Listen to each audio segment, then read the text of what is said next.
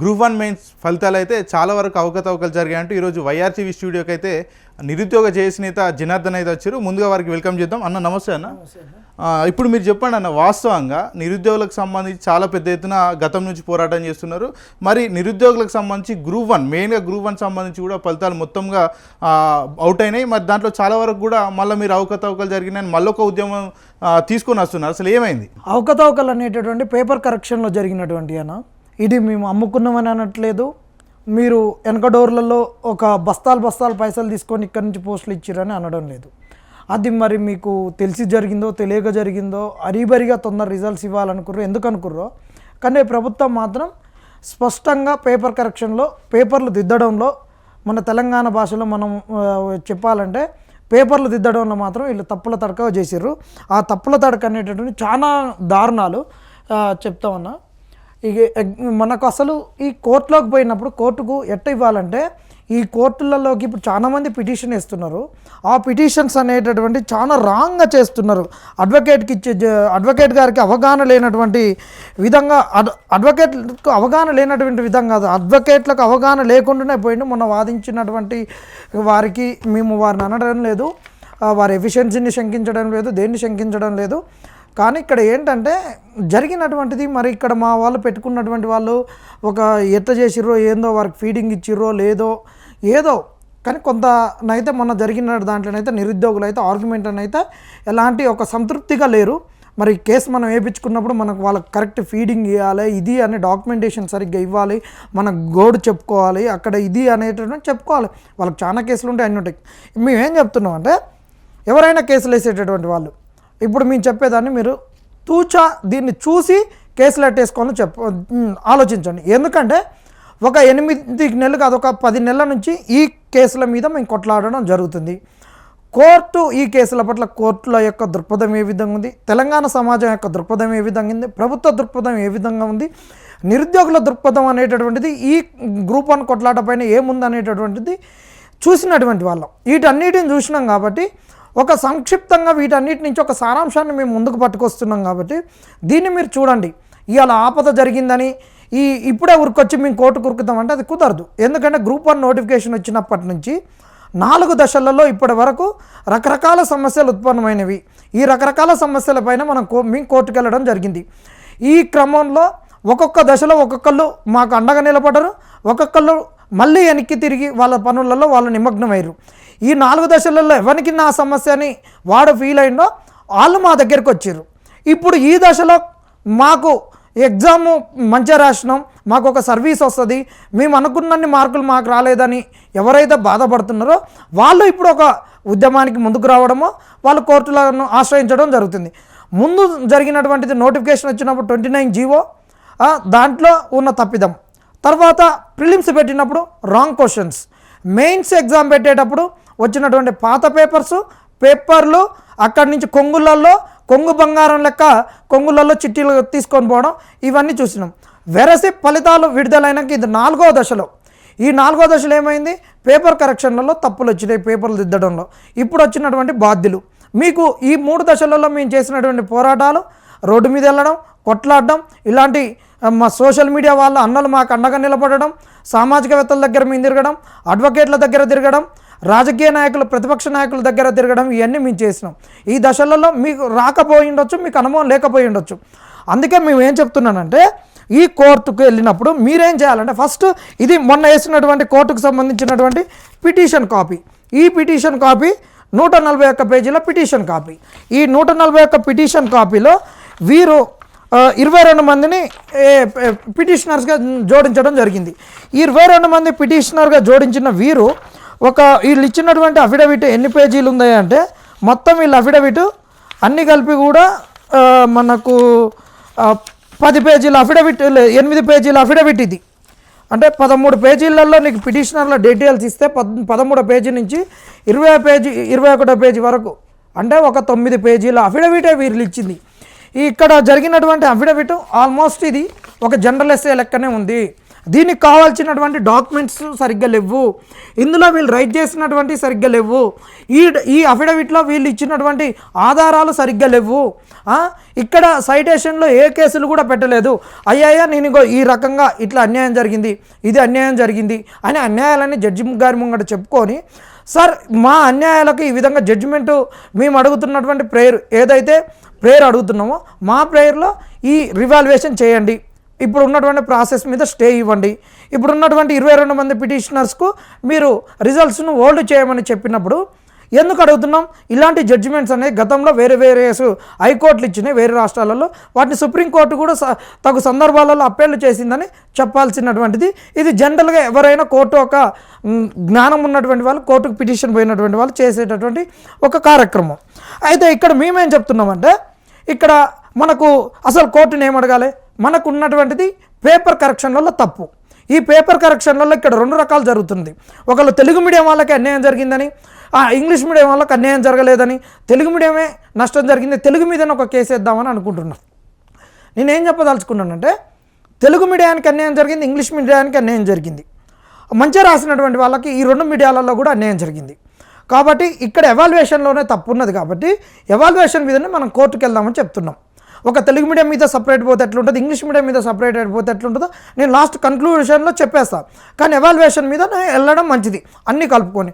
Evaluation ఏ విధంగా తప్పు ఉందని చెప్పాలంటే, మన జడ్జి గారికి, సార్ మీది ఇది గ్రూప్ 1 నోటిఫికేషన్ వచ్చింది, తగు సందర్భాలలో కోర్టు మీ దృష్టికి కూడా వచ్చినాయి సార్, నోటిఫికేషన్లు తప్పులు ఉన్నాయని అవన్నీ చూసిర్రు. కానీ ఈ దశలో మేము వచ్చినటువంటి ఏంటంటే పేపరు కరెక్షన్లలో ఎవాల్యుయేషన్లో తప్పు వచ్చింది సార్. ఏ విధంగా అంటే, ఈ గ్రూప్ 1 మెయిన్స్ అనేటటువంటిది మొత్తము 7 పేపర్లలో కరెక్షన్లు చేసిర్రు. ఒకటి క్వాలిఫైయింగ్ ఇంగ్లీష్ పేపరు, 7 అనేటువంటి మిగతా సబ్జెక్ట్ పేపర్స్ అనేటటువంటి ఉన్నాయని వారికి చెప్పి ఇది చూపించాలి. ఎమ్మట జడ్జి గారికి ఇప్పుడు ఇక్కడ 89th పేజ్ ఉంది. ఈ 89th పేజ్ దగ్గర మనకు సిలబస్ ఉంది ఇచ్చిన దాంట్లో, ఇది నోటిఫికేషన్.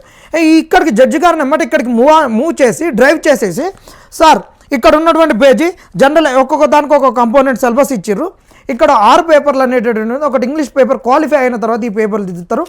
8 పేపర్స్, ఈ 8 పేపర్లలో ఎగ్జామ్ పెడతారు. ఈ 8 పేపర్లకు 3 మీడియాలలో ఎగ్జామ్ పెడతారు. Telugu medium, English medium, Urdu మీడియంలో పెట్టిర్రు. ఒక్కొక్క పేపర్లో ఈ ఉన్నటువంటి సిలబస్ 3 సెక్షన్లుగా ఉంది. ప్రతి పేపర్లో 3 సెక్షన్లు ఉన్నాయి కదా, ఒక్క సెక్షన్కి 50 మార్కులు, 50 మార్కులు ఇంటూ 3 సెక్షన్ 150 మార్కులు అని చెప్పేసి ఒక్క సెక్షన్ మనం ఎగ్జాంపుల్ చూసినట్టయితే, ఇప్పుడు జనరల్ ఎస్సే చూద్దాం సార్. జనరల్ ఎస్సేలో మనం చూసినట్టయితే సిలబస్ ఏమున్నది అని చెప్పేసి, general essay section 1 sir. Section 1లో contemporary social issues and social problems, issues of economic growth and justice, ఇక్కడ 50 మార్కుల సిలబస్ సార్. ఇక్కడ మనకు నెక్స్ట్ సెక్షన్కి వచ్చేసరికి dynamics of Indian politics, next historical and cultural heritage of India. Third సెక్షన్కి వెళ్ళేసరికి మనకు ఉన్నటువంటిది ఏం సార్ అంటే, developments in science and technology, education and human resources sir. ఇవి 3 సెక్షన్లు, 3 section, each section 2 words 50 marks sir.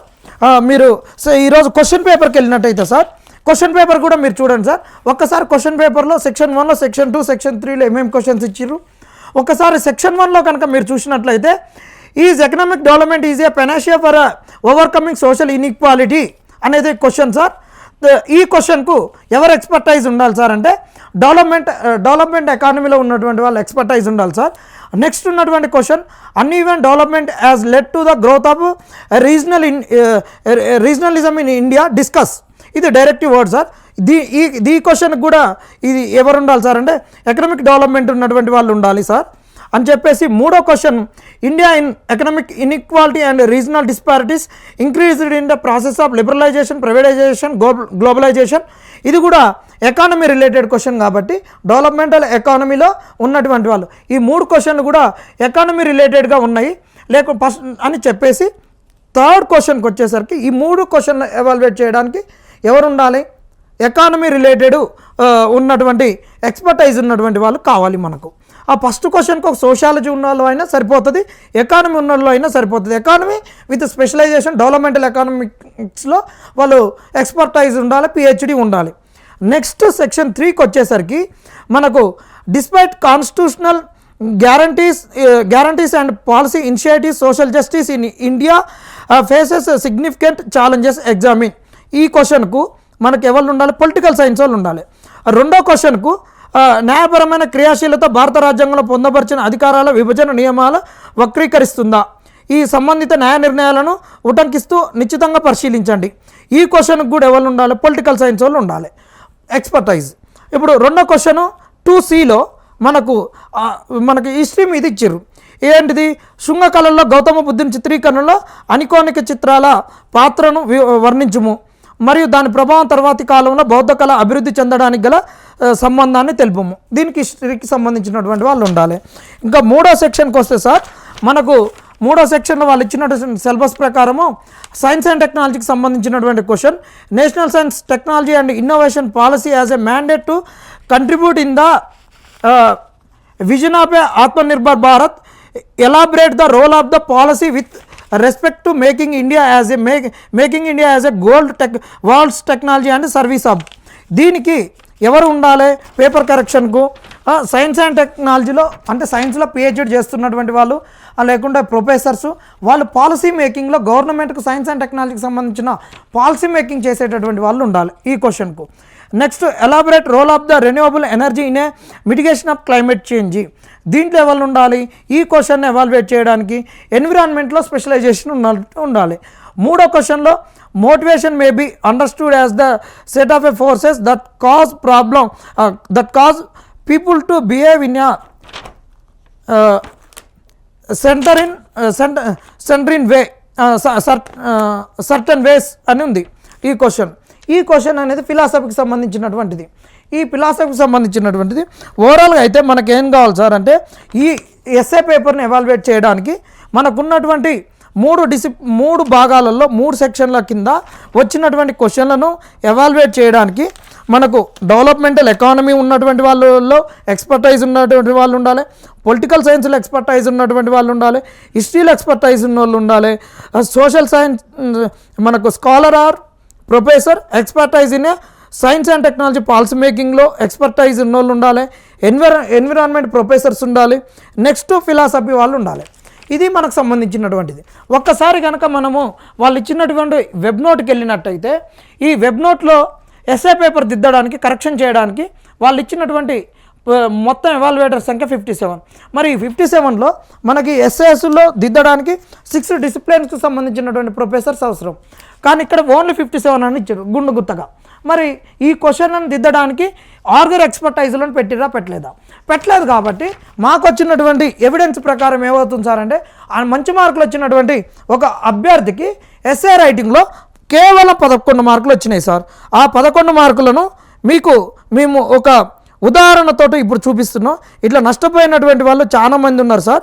దీనివల్ల మాకు ఎక్స్పర్టైజ్ అనేటటువంటిది మేము అడుగుతున్నాం, మార్కులు అనేవి మాకు తక్కువ వచ్చినాయి కాబట్టి రివాల్యుయేట్ చేయండి. ఇదొకటి చూపించినాం, ఇంకా నెక్స్ట్ ఫర్దర్గా కూడా మేము ఇంకా కొన్ని చూపిస్తాం సార్ అని చెప్పాలి. అయితే ఇక్కడ మనకు ఒక అభ్యర్థి కనుక రిజల్ట్ని కనుక మనం చూసినట్టయితే, అభ్యర్థికి అన్నిటిలలో మంచి మార్కులు వచ్చి ఒక ఎస్ఏలో 11, ఇక్కడ చూడండి, ఇక్కడ చూస్తే మనకు ఇది జూమ్ ఇన్ అనేటటువంటి కొద్దిగా ఇబ్బంది అవుతుంది, నేను చెప్తాను. ఈ అభ్యర్థి నెంబర్ అనేటటువంటిది డిస్క్లోజ్ చేయట్లేదు. ఈ ఎస్ఏ రైటింగ్లో 11.5 మార్క్స్ వచ్చినాయి, హిస్టరీ అండ్ కల్చర్ సెకండ్ పేపర్లో 77, థర్డ్ పేపర్లో 84, ఫోర్త్ పేపర్లో 97, ఫిఫ్త్ పేపర్లో 69, ఫిఫ్త్ పేపర్లో, సిక్స్త్ పేపర్లో 71. ఈ విధంగా ఎక్స్పర్టైజ్ లేనటువంటి వాళ్ళు ఎస్ఏ పేపర్ను కరెక్షన్ చేయడం వల్ల ఇక్కడ అబ్బాయికి అన్ని మార్కులు వచ్చినా కానీ మా పిటిషనర్కు ఓన్లీ ఎస్ఏలో 11.5 వచ్చినాయి. ఈ యాస్పిరెంట్కి కనుక మిగతా వచ్చిన దాన్ని వచ్చినట్లయితే యావరేజ్గా ఇప్పుడు ఈ అబ్బాయికి వచ్చినటువంటి మా పిటిషనర్ చూస్తే ఒక 70 మార్క్స్ వచ్చినాయి, అంటే ఒక 60 మార్క్స్ లాస్ అయ్యిండు. ఈ 60 మార్క్సే కనుక వస్తే జాబ్ వచ్చే అవకాశం, ఒక్క మార్క్ కూడా అబ్బాయి యొక్క ఫేట్ని డిసైడ్ చేస్తుంది. కాబట్టి ఎస్ఏలో మేము తప్పు జరిగింది అనుకుంటున్నాం అని మనం చెప్పగలగాలి. అలా చెప్పకుండా ఇష్టం వచ్చినట్టు ఇక్కడ ఎన్ని డిసిప్లిన్లు ఉన్నాయి అది దాన్ని చెప్పడం కరెక్ట్ కాదు. మనకు 6 పేపర్లలో ఒక్క పేపర్ 3 సెక్షన్లు అంటే ఒక్కొక్క సెక్షన్కి ఒక్కొక్క సిలబస్ ఉన్నది. 3 అంటే 18 రకమైనటువంటి సిలబస్లు ఉన్నాయి. కాబట్టి 18 రకాల నుండి మనం ప్రతి దానికి క్వశ్చన్ ఎక్స్పర్టైజ్ని చెప్పగలగాలి. ఇగో ఈ విధంగా చూడండి, నేను ప్రతి క్వశ్చన్కి ఎక్స్పర్టైజ్ని చెప్పగలిగిన పేపర్ వైజ్ ప్రతి దానికి ఎక్స్పర్టైజ్ను. ఇప్పుడు నేను పేపర్ 1 అని ఇప్పుడు జనరల్ ఎస్ఏ అని చూస్తున్నారు కదా మీరు, ఇప్పుడు ఇది జనరల్ ఎస్ఏకి సంబంధించినటువంటి ఎక్స్పర్టైజ్ గురించి నేను అడిగినాం. నెక్స్ట్ మీరు పేపర్ 1కు కనుక వెళ్ళినట్లయితే ఇక్కడ హిస్టరీ, కల్చర్ అండ్ జాగ్రఫీ దానికి వెళ్తే వచ్చినటువంటి ఈ క్వశ్చన్కి చూడండి. ఈ క్వశ్చన్లో history, art, culture and cultural స్టడీస్లో ఎక్స్పర్టైజ్ ఉన్న వాళ్ళు ఉండాలి. ఇప్పుడు ఈ పేపర్ మొత్తం కూడా ఇక్కడ మేము అన్నీ క్లియర్గా చెప్పేసినాం. ఈ సెకండ్ క్వశ్చన్కు modern India, tribal studies, political movement అనేటటువంటి వాళ్ళు ఉండాలి. Third question Buddhism, Jainism gain wide acceptance due to the prevailing socio economic conditions in India analyse అనేటటువంటిది అది డైరెక్టివ్. దీంట్లో ఎవరు ఉండాలి? ఏన్షియంట్ ఇండియన్ హిస్టరీ ఉండాలి, religious studies, socio economic history ఉండాలి. థర్డ్ క్వశ్చన్కి వచ్చేసరికి India Islamic architecture is marked by the wave. ఇది ఈ క్వశ్చన్కి ఎవరు ఉండాలి? History, art and architecture and Islamic studies వాళ్ళు ఉండాలి. ఫోర్త్ క్వశ్చన్కి వచ్చేసరికి బ్రిటిష్ రూల్. ఈ క్వశ్చన్కు మోడర్న్ ఇండియాలో ఎక్స్పర్టైజ్ అయి ఉన్నోళ్ళు ఉండాలి, లేదా కొలోనియల్ అడ్మినిస్ట్రేషను, పొలిటికల్ సైన్స్. ఈ విధంగా నేను ప్రతి పేపర్కి కూడా ఎక్స్పర్టైజ్ అనేది చెప్పగలిగినాం. చెప్పినాక ప్రతి పేపర్కు కన్క్లూడింగ్గా ఎంతమంది ఎక్స్పర్ట్స్ అవసరము ఈ పేపర్కి కావాల్సినటువంటి ఎక్స్పర్ట్స్ అనేటటువంటి వాళ్ళు ఎంతమంది అనేటటువంటిది మేము క్లియర్గా ఇచ్చినాం. ఈ విధంగా మనం జడ్జి గారికి ఇచ్చి వాళ్ళు ఇచ్చినటువంటి వెబ్ నోట్లో ఇంతమంది ఎక్స్పర్ట్లను ఈ విధంగా ఇవ్వలేదని మనం చెప్పగలగాలి. చెప్పినప్పుడు క్లియర్గా వాళ్ళకి అర్థమవుతుంది జడ్జి గారికి. ఇక్కడ వాళ్ళు అన్ని గుండుగుత్తగా ఇచ్చారు. ఇది చాలా ఇబ్బందికరమైనటువంటిది. ఈవెన్ నేను సిలబస్లో కూడా మనం చెప్పేటప్పుడు సిలబస్కి కూడా 6 పేపర్లు, ఈచ్ పేపర్లో 3 సెక్షన్స్ అని చెప్పినాం కదా. ప్రతి సిలబస్ చెప్పగానే ఎక్స్పర్టైజ్ని జడ్జి గారికి చెప్పాలి. ఈ సిలబస్లో దీనికి ఈ ఎక్స్పర్టైజ్ అవసరమని సిలబస్ వైజు ఎక్స్పర్టైజ్ని కూడా ఇక్కడ మేము క్లియర్గా చెప్పినాం. ఇక్కడ వచ్చినటువంటి క్వశ్చన్ పేపర్ వైజ్ కూడా ఎవరు ఎక్స్పర్ట్ అనేది కూడా ఇక్కడ క్వశ్చన్ వైజ్ ఎక్స్పర్ట్లు అని చెప్పినాం. ఇక్కడ గ్రూప్ 1 మెయిన్స్ సిలబస్ వైజ్ ఎక్స్పర్ట్లు అని చెప్పినాం. ఇక్కడ ఈ గ్రూప్ 1లో వీళ్ళు ఇచ్చినటువంటి ఇవి. ఇంకొకటి సైన్స్ అండ్ టెక్నాలజీ అనేది చాలా గ్రే ఏరియా కాబట్టి అదొకటి మీకు ఉదాహరణగా చెప్తా. సైన్స్ అండ్ టెక్నాలజీలో ఎన్విరాన్మెంట్, ఎకానమీ, దీంట్లో ఇంకా ఇది చాలా చిన్నగా ఉంటుంది. దాన్ని సిలబస్ అనలైజ్ చేయలేదు, ఇది చెప్పినాక చెప్తాను. ఇక్కడ మనకు పేపర్ 5 కనుక వచ్చినట్లయితే పేపర్ 5 మనకు సిలబస్ వాళ్ళు ఇచ్చినటువంటిది ఏంటంటే ఇక్కడ మనకు science and technology, data interpretation. దీంట్లో 3 సెక్షన్లలో మనకు వచ్చినటువంటి క్వశ్చన్స్ ఉన్నాయి కదా. దీనికి కూడా మనం ప్రతి సిలబస్ ప్రకారం ఎక్స్పర్ట్లను చెప్పినాం. సిలబస్ను డికోడ్ చేస్తూ ఫైనల్గా మనకు వచ్చినటువంటి క్వశ్చన్ వైజ్ కూడా ఎక్స్పర్ట్లను ఎవరెవరు కరెక్షన్ దిద్దాలనేటువంటిది కూడా చెప్పినాం. First question, ISRO as a plan to launch first unmanned space machine అనేది ఉంది, గగన్యాన్. దీని గురించి ఎవరిది కరెక్షన్ చేయాలి? ఆస్ట్రానమీ వాళ్ళు చేయాలి. సెకండ్ క్వశ్చన్కు మనము Indian manufacturing sector is a shifting from the industry 3.0 to 4.0. ఇది ఎవరు ఎవాల్యుయేట్ చేయాలి? ఎక్స్పర్టైజ్. ఎకానమీలో ఎక్స్పర్టైజ్.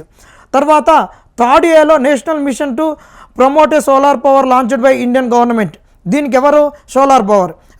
రెన్యూవబుల్ ఎనర్జీలో పిహెచ్డి చేస్తున్నటువంటి వాళ్ళు కూడా ఉండాలి, లేదంటే దాంట్లో టీచ్ చేస్తున్నటువంటి వాళ్ళు. తర్వాత క్వశ్చన్ ఇచ్చింది ఏమిచ్చిండు 3Bలో ప్రధానమంత్రి ఫసల్ బీమా యోజన, దీనికి సంబంధించినటువంటిది. దీనికి అగ్రికల్చర్లో ఎక్స్పర్టైజ్ ఉన్నటువంటి వాళ్ళు ఉండాలి. ఫోర్త్ క్వశ్చన్లో మనకు 4th ఏలో nano technology and advanced technology is gaining the attention for the futuristic solutions for the several problems అని ఉండాలి. దీనికి నానో టెక్నాలజీలో ఎక్స్పర్టైజ్ ఉన్న వాళ్ళు ఉండాలి. ఫోర్త్ బిలో దీంట్లో ఏమన్నాడు? India's ministry of petroleum and natural gas as a published as national policy అనే biofuels in 2018 elaborate the vision, goals, strategy అని ఇచ్చిండు. దీనికి ఎవరు ఉండాలి? ఎనర్జీలో అంటే సైన్స్ అండ్ టెక్నాలజీ, ఎనర్జీలో పిహెచ్డి చేస్తున్నటువంటి వాళ్ళు, కానీ అంటే పిహెచ్డీలో సీనియర్స్ ఉన్నటువంటి వాళ్ళు, అంటే పీడిఎఫ్కి వెళ్తున్నటువంటి వాళ్ళు, లేకుంటే అక్కడ ఉన్నటువంటి ప్రొఫెసర్స్ ఉండాలి. ఈ ఎక్స్పర్టైజ్ ఉన్నటువంటి వాళ్ళు ఉండాలి. ఇట్లా మనకు అన్ని క్వశ్చన్లను నేను తీసుకున్నట్లయితే ఇక్కడ మీరు చూసుకోండి. ఇప్పుడు ఈ వీడియో అయిపోయేలా చూసుకున్నాక మీరు ప్రతిదీ చూడండి. నేను ఒక్కొక్క క్వశ్చన్కి ఎవరు ఎక్స్పర్టైజ్. 5th ఏలో ఆస్ట్రానమీ ఉన్నటువంటి వాళ్ళు, 5th బిలో రోబోటిక్స్ ఉన్నటువంటి వాళ్ళు, 6th ఏకు అగ్రికల్చర్ అండ్ మెడిసినల్ ప్లాంట్స్, లేదంటే బాటనీ మెడిసినల్ ప్లాంట్స్లో పిహెచ్డి చేస్తున్నటువంటి వాళ్ళు, ఏంటంటే ICMR కింద పిహెచ్డి చేస్తున్నటువంటి స్కాలర్ ఉండాలి. ఇక్కడ 7th క్వశ్చన్లో జెనెటిక్స్ అండ్ బయోటెక్నాలజీకి సంబంధించినటువంటి వాళ్ళు అవసరం. జెనెటిక్ ఇంజనీరింగ్ కాబట్టి ఎంఎస్సి జెనెటిక్స్ వాళ్ళకు పట్టు ఉంటుంది, బయోటెక్ ఉంటుంది. బయోటెక్ టీచ్ చేసే ప్రొఫెసర్ అయినా ఏం లేదు, జెనెటిక్స్ టీచ్ చేసే ప్రొఫెసర్ అయినా ఏం లేదు. ఈ 2 డిసిప్లిన్లలో పీడిఎఫ్ చేస్తున్నటువంటి వాళ్ళైనా ఈ కరెక్షన్ చేయడానికి ఎలిజిబిలిటీ ఉంటుంది. నెక్స్ట్ 8th క్వశ్చన్ కూడా ఎన్విరాన్మెంట్కి సంబంధించింది. 8th బి అగ్రికల్చర్కి సంబంధించినటువంటిది. 9th A food technology, 9th B immunology microbiology, 10th కూడా immunology microbiology pathology, 10th B కూడా అదే. ఇక్కడ ఉన్నటువంటి ఏంటిదంటే ఈ యొక్క 9th ఒక క్వశ్చన్ చెప్తా, 10th బి చదువుతాం చూడండి. Frequent occurrence of endemic and pandemics are causing the critical health issues. COVID-19 outbreak recently has caused the millions of human deaths worldwide. Discuss the vaccine production and immunization program in Indian perspective అన్నాడు. దీంట్లో ఎవరు ఉండాలి?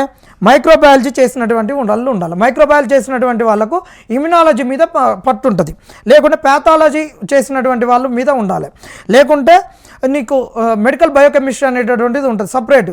అవి medical కాలేజెసే ఆ discipline offer చేస్తాయి. అందులో 7 to 15 సీట్సే ఉంటాయి. JIPMER, AIIMS, Osmania medical, అన్ని మెడికల్ కాలేజీలు కూడా దీన్ని ఈ డిసిప్లిన్ ఆఫర్ చేయట్లేదు. ఇలాంటి వాళ్ళు కావాలి.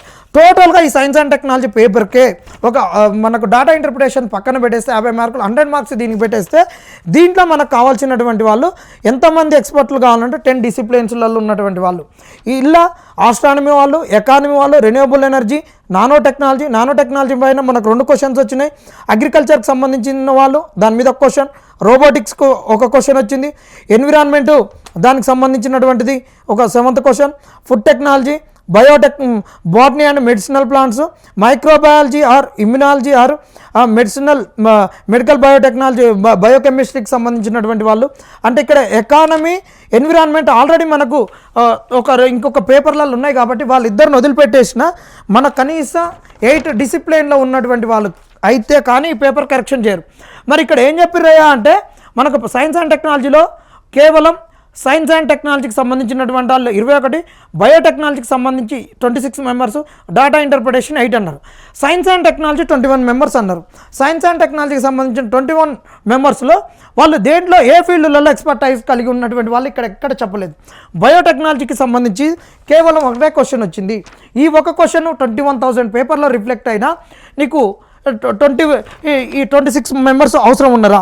అక్కడ బయోటెక్నాలజీకి సంబంధించినటువంటి క్వశ్చన్ ఉన్న కాడ మనకు ఏదొచ్చింది 7thలో వచ్చింది ఆ క్వశ్చన్. ఇక్కడ మనకు ఒక 7th క్వశ్చన్ అందరూ అదే రాసిన నీకు 26 మంది అవసరం వచ్చిర్రా. మరి మిగతా ఫీల్డ్స్ ఉన్నటువంటి వాళ్ళు ఎవరు? ఇక్కడ ఫుడ్ టెక్నాలజీకి సంబంధించింది అన్నీ ఉన్నాయి. నీకు ఇచ్చిన సిలబస్లో కూడా క్లియర్గా ఎన్ని ఉన్నాయి ఫుడ్ టెక్నాలజీ ఇవన్నీ చెప్తూ మీరు చెప్పినటువంటి సందర్భం ఉంది. Plants, biotechnology, food technology, microbiology, ఇక్కడ మైక్రోబయాలజీ ఈ సిలబస్ మీరు పెట్టుకున్నట్టయితే modern trends in application of knowledge of science అనే దాని కింద ఈ నెట్స్ కింద ఇంత ఉన్నారు. మనకు నీకు ఇచ్చినటువంటి సెక్షన్ ఏలో కూడా ఉన్నటువంటిది స్పేసు, ఎనర్జీ, ఇక్కడ ఉన్నటువంటి నేషనల్ పాలసీ మేకింగు, ఈ సిలబస్లలో ఉన్నటువంటి ఎక్స్పర్ట్ల ప్రకారం చూసినా ఇంతమంది ఉండాలి. కాబట్టి ఇక్కడ ఎక్స్పర్టైజ్ లోపం అనేది జరిగింది ఎవాల్యుయేటర్స్ను. కాబట్టి ఖచ్చితంగా ఇక్కడ మాకు తక్కువ వచ్చినాయని చెప్పేసి సైన్స్ అండ్ టెక్నాలజీలో తక్కువ అన్ని పేపర్లలో మంచిగా వచ్చి సైన్స్ అండ్ టెక్నాలజీలో తక్కువ మార్కులు వచ్చినటువంటి వాళ్ళను మనం జడ్జి గారికి చూపించగలగాలి. చూపించి ఇక్కడ కూడా ఎవాల్యుయేటర్స్ అనేటటువంటి వాళ్ళు ఎక్స్పర్టైజ్ ఉన్నటువంటి వాళ్ళు లేరు, ఎక్స్పర్టైజ్ అనేటటువంటి డెఫిషియన్సీ ఉంది, దానివల్ల మార్కులు అనేటటువంటివి రావాల్సిన రీతిలో కరెక్షన్ జరగాలి. కాబట్టి రావాల్సిన రీతిలో మార్కులు రాలేదనేటటువంటిది మనం చెప్పగలగాలి. ఇక్కడ వీళ్ళు ఇచ్చినటువంటి వెబ్ నోట్కి సంబంధించినటువంటి ఇవన్నీ ఇక్కడ కూడా మనం చూసుకున్నట్లయితే ఇక్కడ మనకు వాళ్ళు ఇచ్చినటువంటి ఏంటిది ఈ ఒక కాలేజ్ నుంచి వచ్చినటువంటిది నిన్న వీళ్ళు ఇదే పిటిషన్లో పెట్టినటువంటిది ఒక 54 మెంబర్స్కి సంబంధించినటువంటి ఒక డేటా ఇక్కడ పేపర్ కరెక్షన్కి పోయినటువంటి వాళ్ళది. మనకి ఇక్కడ ఇచ్చినటువంటి డేటా ప్రకారము ఎంతమంది ఉంటున్నారు ఇదంతా కనుక మనం కలిపితే ఎంత కూడితే ఎంత వస్తుంది? 351 మంది వస్తున్నారు. ఈ 350 మందిలో ఈ క్వశ్చన్స్కు ఏ క్వశ్చన్కు ఏ ఎక్స్పర్టైజ్ని డిమాండ్ చేస్తుందనే విధంగా ఎక్స్పర్ట్లను ఇక్కడ పెట్టలేదు. ఒక్కొక్కరిని ఒక్కొక్కటి రకంగా దిద్దిచ్చిర్రు.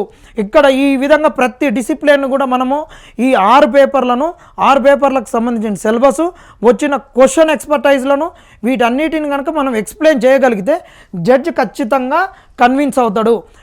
కానీ మనం ఏదో ఒకటి చెప్తే చాలా ఇబ్బంది. వాళ్ళు ఇగో ఈ దాన్నే నిన్న ఒకటే ఆయన చెప్పింది ఎవరు ఇది ఏదైతే మనకు డీకోడ్ చేసినటువంటిది ఉందో ఊక పిటిషన్ కాపీలో వాళ్ళు చెప్పినటువంటిది ఏ పేజీలు ఉందంటే 115లో 115లో ఉన్నారు 351 మెంబర్స్కి ఎక్స్పర్ట్లు 351 మెంబర్స్ అన్నారు కదా. ఆ 351 అనేటటువంటిది 115లో ఇప్పుడు మీకు చూపిస్తున్నాం వీళ్ళు పెట్టినటువంటిది. ఇదే వెబ్ నోట్ 115ది పెట్టిర్రు, 115లో పెట్టిర్రు ఈ వెబ్ నోట్ను. 351 మంది అవసరం అన్నారు. నీకు దీన్ని కరెక్ట్ దీనికి ఈ సిలబస్ ఎక్స్పర్ట్లకు క్వశ్చన్ ఎక్స్పర్ట్లకు కనుక లింకు చేసి జడ్జి గారికి కరెక్ట్గా ఎక్స్ప్లెయిన్ చేయగలిగితే మనం ఖచ్చితంగా రివాల్యుయేషన్లో న్యాయం పొందుతాము. రివాల్యుయేషన్ అనేది దక్కుద్ది మనకు. కానీ ఇది ఏది కరెక్ట్గా పిటిషన్లో ఇవి అన్నిటిని కరెక్ట్గా పొందుపరచుకోకుండా మనం అడ్వకేట్లకు ఇవ్వకుండా ఇష్టం వచ్చినట్టు డాక్యుమెంటేషన్ చేసుకొని అడ్వకేట్ల దగ్గరికి పోయి ఇక్కడ మాకు తెలుగుకు అన్యాయం జరిగింది, ఇంగ్లీష్కి అన్యాయం జరిగింది, తెలుగు మీదనే పెడతామంటే తెలుగు అవును. ఇప్పుడు నిన్న పిఎస్ రాజశేఖర్ గారు అన్నారు అక్కడ ఉన్న స్టాండింగ్ కౌన్సిల్ తెలుగు వాళ్ళకి అన్యాయం జరిగిందంటే తెలుగుకి అన్యాయం జరిగింది, తెలుగు వాళ్ళకి ఎక్కువ గ్రూప్ 1 వచ్చినాయి అంటాడు. తెలుగు ఇంగ్లీష్కి ఇక్కడ మీడియా నార్మలైజేషన్ చేయాలంటారు. వాళ్ళ కాడ డేటా ఉంటుంది తీసుకొస్తారు. తక్కువ తెలుగులో టాప్ వచ్చిన వాళ్ళకి 500 పైన ఉన్న వాళ్ళు ఇద్దరు తీసుకొచ్చి ఇక్కడ ఇంగ్లీష్లో టాప్ ఉన్న వాళ్ళకి మధ్యలో ఒక 10-15 మార్క్స్ ఒక 20 మార్క్స్ వేరియేషన్ ఉంటే స్కేలింగ్లో అది కరెక్టే సార్, ఇది రెండింటికి ఇచ్చేసినటువంటిది మేము ఏదైతే నార్మలైజ్ చేస్తున్నో కరెక్ట్ అంటారు. అప్పుడు మన పిటిషన్ ఎడిపోతుంది. ఖచ్చితంగా తెలుగు మీద వేసిన పిటిషన్ ఏంటంటే పోతుంది. తెలుగు మీద పిటిషన్ వేసినప్పుడు తెలుగులో వాళ్ళు అన్నారు ఏమన్నారు, ఇక్కడ మనము తెలుగు వాళ్ళకి అన్యాయం జరిగింది, నేను తెలుగులో రాసిన పక్క వాళ్ళు ఇంగ్లీష్లో రాసిండు, నేను ఇంగ్లీష్ వాళ్ళకి తక్కువ వచ్చినాయంట. నువ్వు పక్కని యొక్క నాలెడ్జ్ని నువ్వు ఏ విధంగా ఎవాల్యుయేట్ చేస్తావు? నీకు జరిగిన అన్యాయాన్ని నువ్వు చెప్పుకోవాలి. పక్కోనికి తక్కువ వచ్చింది అంటే సార్ నేను మన పక్కోనికి రోడ్ల మీద చెప్పుకున్నట్టు కుదురుద్దా? చాయ్ బండి కాడ మాట్లాడుకున్నట్టు వాడు ఎప్పుడు స్టడీ హాల్కి రాలేదు, వచ్చిన ముచ్చట చెప్పేటోడు, ఎమ్మటే చాయ్ కనిపోయేటోడు, బయట పోయి అమ్మాయిలతో మాట్లాడేటోడు, లేకుంటే ఈ అమ్మాయి ఒక అబ్బాయిలతో తిరిగేది, ఆ అమ్మాయి ఏం రాలేదు మొన్న వచ్చి చదివింది ఒకటేసారి మార్కులు వచ్చిన జడ్జి గారి ముంగట చెప్పలేం కదా. మనం ఆ విధంగా ఏం చెప్పలేం కదా. వాళ్ళను మనకేమన్నా అన్యాయం జరిగింది ఎట్లా అన్యాయం జరిగిందని చెప్పగలగాలి. తెలుగు మనకు వచ్చిన మార్కుల్ని ఏ విధంగా అన్యాయం జరుగుతుందని చూయించుకోవడానికి ఏంటంటే ఎవాల్యుయేటర్స్ అనేటటువంటి వాళ్ళని కరెక్ట్గా మనకు దీన్ని కేటాయించలే కాబట్టి తెలుగు మీడియం వాళ్ళకి అన్యాయం జరిగింది, ఇంగ్లీష్ మీడియం వాళ్ళకి అన్యాయం జరిగింది. ఎవాల్యుయేటర్స్ అనేటటువంటిదే మనకు కరెక్ట్ కేటాయించలే కాబట్టి ఎవాల్యుయేషన్ మీద తప్పు జరిగింది కాబట్టి ఎవాల్యుయేషన్ను రివాల్యుయేషన్ చేయమని అడగాలి. రివాల్యుయేషన్ ఇస్తే అది ఇంప్లాయిడ్గా తెలుగునికి బెనిఫిట్ అవుతుంది, ఇంగ్లీష్కి బెనిఫిట్ అవుతుంది, అందరికీ బెనిఫిట్ అవుతుంది. తెలుగు మీద పిటిషన్ పోతే నిన్నేమన్నారు మనకు స్టాండింగ్ కౌన్సిల్ అతను సార్ వీళ్ళు ఎగ్జామినర్ అనేవాళ్ళు ఎగ్జామిన్ను టెస్ట్ చేస్తారు వాడు ఎట్లా రాసిండు ఏందని. కానీ ఇక్కడ రివర్స్ అవుతుంది. పరీక్ష రాసినోడే పరీక్ష పెట్టేటోని వీళ్ళు క్వశ్చన్ చేస్తున్నారు నీకు ఎక్స్పర్ట్ ఉందా లేదా అనేటటువంటిది. ఇంకొకటి ఒక ఫీల్డ్లో వీళ్ళు కరెక్ట్ ఉన్నారా లేదా ఈ పిటిషన్లో చెప్పిర్రు ఒక మాట అన్నారు. ఏమన్నారు? పేపర్ కరెక్షన్ చేసేటోళ్ళకన్నా రాసిన వాళ్ళకే ఎక్కువ నాలెడ్జ్ ఉంది అన్నారు. అది మన కోర్టులో నిరూపించలేము. నేను పొలిటికల్ సైన్స్ ప్రొఫెసర్ని అనుకుందాం, అంటే డిగ్రీ కాలేజ్ లెక్చరర్ను. నేను డిగ్రీలో ఇక్కడ ఇప్పటి వరకు న్యూ ఎడ్యుకేషన్ పాలసీ రాకముందుకు డిగ్రీలో ఏ డిసిప్లిన్ చదివితేనే అదే డిసిప్లిన్లో పీజీ చేయాలి, దాంట్లోనే పిహెచ్డి చేయాలి. మ్యాక్సిమం అలైడ్ సబ్జెక్టులకు కూడా పోరు. పొలిటికల్ సైన్స్ పబ్బాడు అలైడ్ సబ్జెక్ట్స్.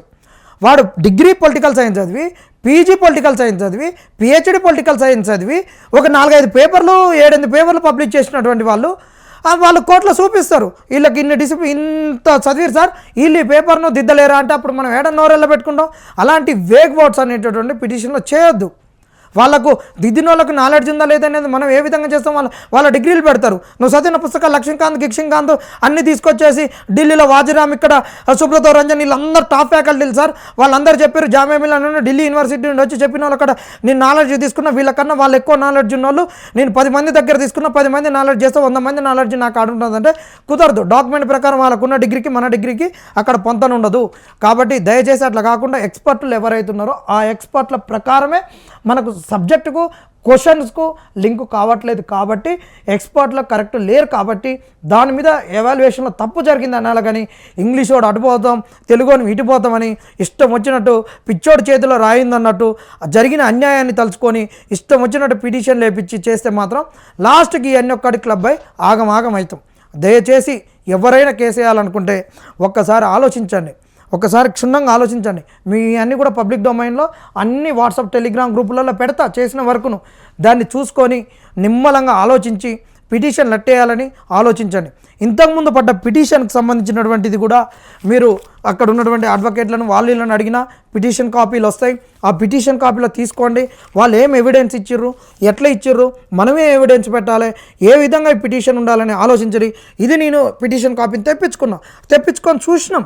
యాక్చువల్గా ఈయన నాకు 2000 మంది అందరు అంతా డేటా ఇచ్చిర్రు అన్నారు. ఈయన ఇచ్చింది కేవలం 22 మందితో ఎందుకు పిటిషన్ వేసారు? 20 మందితో పిటిషన్ వేసినాకనంట దీని మీద స్టే ఆర్డర్ వచ్చినాకనంట ఇమ్మీడియట్గా 100 మంది అంట 1000 మందితో అంటే ఇంప్లీట్ పిటిషన్ వేపిస్తాడంట. నీ కోర్టు ఎప్పుడైనా కానీ ఎక్కువ మంది రావాలని అడుగుతుంది. కానీ గతంలో ఉన్న కేసులలో చూసినాం కదా, ఎగ్జామ్ గట 1000 మంది రాస్తా అంటే వీళ్ళు ఇద్దరు కొరకు నేను ఎగ్జామ్ ఆపాలన్నా సార్ అన్నారు. గ్రూప్ 1 ప్రిలిమ్స్ అప్పుడు కూడా 700 మందికి IP second level tier 2 exam ఉన్నప్పుడు 10 మంది పిటిషనర్లు పోతే 10 మంది గురించి 3.5 లక్షల మందిని ఆపాలని అడిగిర్రు. కోర్టు ఎప్పుడు ఎక్కువ మందిని చూస్తుంటుంది. ఇప్పుడున్నటువంటి మన జడ్జిమెంట్లు ఇవన్నీ చూస్తుంటే కోర్టు ప్రొసీడింగ్స్ చూస్తుంటే మరి 1000 మంది 2000 మంది వచ్చి 2000 మందితో పిటిషన్ చేస్తాను 22 మందితో ఎందుకు పిటిషన్ చేసిండు? పిటిషన్ ఎందుకు ఎట్లా పెట్టిండు? ఈ పిటిషన్లో కూడా లీస్ట్ మార్క్స్ వచ్చిన వాళ్ళు ఒక సబ్జెక్ట్లో లీస్ట్ వచ్చి ఇంకో సబ్జెక్ట్లో హైయెస్ట్ స్కోర్ చేసిన వాళ్ళని ఎందుకు పెట్టలేదు? ఇంకొక అబ్బాయికి మూమెంట్లో 11 మార్క్స్ వచ్చినాయి, అన్నిటిలో మంచిగా వచ్చినాయి. ఒక అమ్మాయిది చక్కర్లు కొట్టినాయి, అన్ని సబ్జెక్టులలో సింగిల్ డిజిట్స్ వచ్చినాయి. ఏ విధంగా సింగిల్ డిజిట్ వస్తుంది? గ్రూప్ 1 ప్రిలిమ్స్ క్వాలిఫై అయినా, గ్రూప్ 1 మెయిన్స్ ప్రిపేర్ కాలేదు, గ్రూప్ 2కు గ్రూప్ 3కి ప్రిపేర్ అయింది అనుకుందాం, కనీసం రాసి రాదా? 0 మార్క్స్ 1 మార్క్స్ ఎట్లా వస్తాయి? ఇవన్నీ కోర్టుకు మనం కరెక్ట్ ప్రజెంటేషన్ చేసి రివాల్యుయేషన్ పొందొచ్చు. దయచేసి ఇష్టం వచ్చినట్టు పోకని మీకు అందరికీ దయచేసి చేతులెత్తి జోడించి చెప్తున్నాం. ఇష్టం వచ్చినట్టు చేయొద్దు. ఎవరైనా ఆయన పెద్ద మనిషి ఈ మధ్యలో ఏది మనకు నిరుద్యోగుల మధ్యలో బేజాలు లేవనే ఉద్దేశంతో నేను ఆయనకు కూడా ఆయన దగ్గరికి పోరి చేయరని చెప్పినాం. ఆయన ఎమ్మటి వారం రోజులు పడి మీరు సీనియర్ కౌన్సిల్ని తీసుకోండి అని చెప్పినాం. సీనియర్ కౌన్సిల్ వద్దు, నేను చిన్న లాయర్ని తీసుకుంటాం, అసలు అడ్వకేట్ని ఎవరినో చెప్పను, నేను అది చెప్పను అని చెప్పిండు. మరి ఎందుకు నువ్వు నీ సొంత పిటిషనా? నిరుద్యోగుల కాడ డబ్బులు తీసుకొని నిరుద్యోగుల తరపున నువ్వు ఎట్లా మాట్లాడుతున్నావు? నువ్వు మొన్నటి వరకు ఒక ప్రభుత్వానికి ఒత్తాసుగా పలికినటువంటి 29 జీవో కూడా మంచిదని చెప్పినటువంటి పబ్లిక్ సర్వీస్ కమిషన్ అబ్బబ్బో గొప్పదని చెప్పిన అని అన్న ఇవాళ ఒకటేసారి యూటర్న్ ఏ విధంగా తీసుకున్నావు? మేము చేసింది మేమైతే నువ్వు ఆయన క్లెయిమ్ చేసుకుంటాడు. ఈరోజు ఈ వెబ్ నోట్ వచ్చినప్పుడు నేను చెప్తున్నా, ఆ రోజు అంజిరెడ్డి గారి దగ్గరికి మీరు రావాలని చెప్పేసి నేను యూట్యూబ్లో నేను అన్ని టెలిగ్రామ్ గ్రూపులలో వాట్సాప్ గ్రూపులలో చెప్తే నా స్టడీ హాల్ చుట్టూ కూడా 3ంటికే అక్కడికి బీజేపీ ఆఫీస్కి పోవాలన్నప్పుడు 11 నుంచి నేను 11 పెడితే 12 నుంచి నా గురించి తిరుగుతుంటే నేను తప్పించుకొని పోయి బీజేపీ ఆఫీస్లో 3ంటికే 2:30కు కూర్చొని చేసినప్పుడు అంజిరెడ్డి గారు మేమందరం కూడా దీని మీద ఆర్టీఐ అన్నప్పుడు ఇది వెబ్ నోట్ వచ్చింది. మేము ఆ రోజే అదే స్పాట్లో అనుకున్నాం ఇది వెబ్ నోట్ ఖచ్చితంగా వెనక్కి తీస్తాడు, డౌన్లోడ్ చేసి పెట్టుకొని అందరు షేర్ చేసుకోరన్నాం, తీసేసినాం. ఆయనకు తలకాయ ఉందో బుర్రుందో లేదో తెలియదు అనకూడదు. ఆయన పేరు కూడా నేను ప్రస్తావించను. పేరుని చెప్తే నేను తిడితే కూడా వాడు గొప్ప మీద అనుకుంటాడు, నాకు పబ్లిసిటీ చేసినాం అనుకుంటున్నాడు.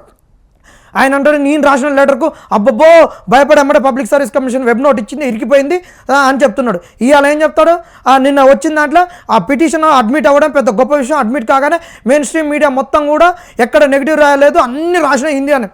తలతిక్కల మనిషి మేము దాని వెనక ఎంత వర్క్ చేసినా ఇది జెన్యున్ కాజ్ కాబట్టి ఇలాంటి వర్క్ చేసినాం కాబట్టి పబ్లిక్ డొమైన్లోకి తీసుకెళ్ళినాం కాబట్టి వాళ్ళకి నీ పిటిషన్లో లత్కోర్గా ఉన్నా కానీ వాళ్ళు అన్నీ మేము చేసినటువంటి కష్టాన్ని వాళ్ళ చెప్పిన దానివల్ల రాసిర్రు.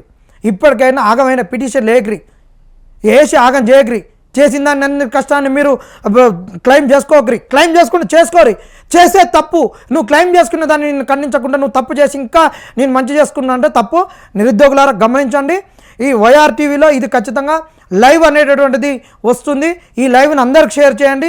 ఈ గ్రూప్ 1లో ఎవరైతే రివాల్యుయేషన్కు కావాలనుకుంటున్నారో, ఫస్ట్ జరిగిన ఎవాల్యుయేషన్లో తప్పు జరిగింది అనుకుంటున్నారో దీన్ని అందరికి షేర్ చేసి ఈ రాబోయే పిటిషన్లు మంచిగా వేసుకొని రివాల్యుయేషన్ సాధించి ఈ మార్కుల లిస్టుతో ఉద్యోగాలు కాకుండా రివాల్యుయేషన్ అయినాక వచ్చిన మార్కుల లిస్టుతోటి మంచి ఆఫీసర్లుగా వెళ్ళేసి మంచి చదువుకున్నటువంటి వాడు నిబద్ధత ఉన్నటువంటి వాడు వెళ్ళి తెలంగాణ సమాజం యొక్క అభివృద్ధిలో మన అందరం భాగస్వామ్యం అవుతాం.